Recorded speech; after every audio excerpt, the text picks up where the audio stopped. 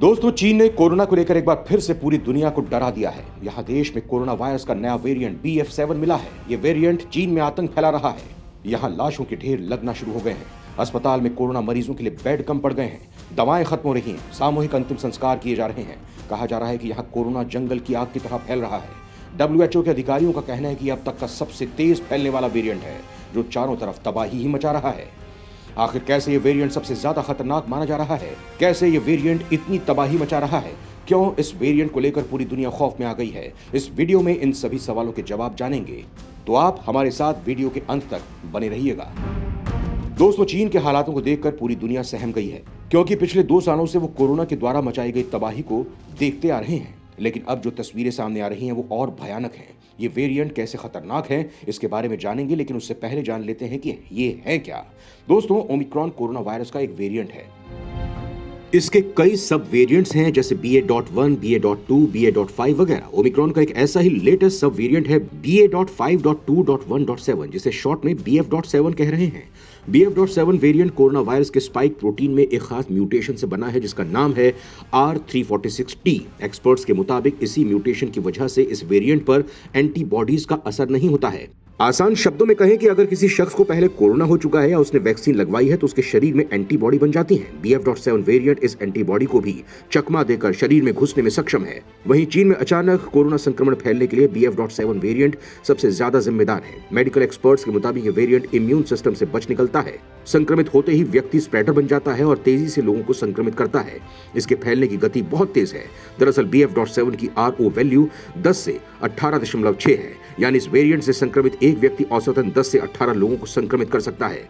WHO के अधिकारियों का मानना है कि ये अब तक के सभी वेरिएंट में सबसे ज्यादा खतरनाक है। इससे पहले डेल्टा की RO वैल्यू 6 से 7 और अल्फा की RO वैल्यू 4 से 5 थी।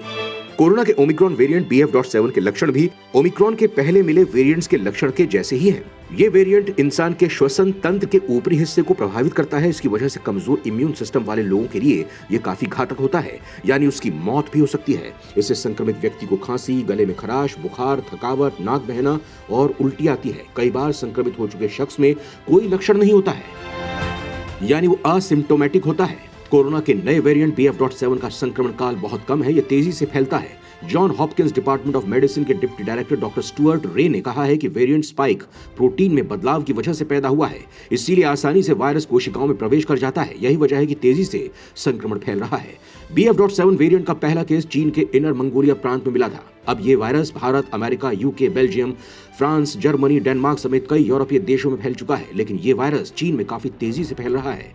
यह अनुमान लगाया जा रहा है कि यहाँ अगले कुछ महीनों में 80 करोड़ लोग कोरोना संक्रमित हो सकते हैं। लंदन की global health intelligence company Airfinity ने कहा है कि चीन में जीरो कोविड पॉलिसी खत्म होने के बाद 21 लाख मौतें हो सकती हैं। वहीं अमेरिकी साइंटिस्ट एरिक फेगलडिंग ने चेतावनी देते हुए कहा है कि 90 दिन में चीन की 60% आबादी यानी करीब 80 करोड़ लोग कोरोना से संक्रमित होंगे। यहाँ कोरोना इतनी तेजी से फैलने का और BF.7 की RO वैल्यू ज्यादा होने के पीछे चीनियों की कमजोर इम्यूनिटी भी हो सकती है। जीरो कोविड पॉलिसी की वजह से चीन के लोगों में बाकी दुनिया की तरह हर्ड इम्यूनिटी नहीं है। इसका कारण यह है कि चीन ने लंबे समय तक जीरो कोविड पॉलिसी का पालन किया है।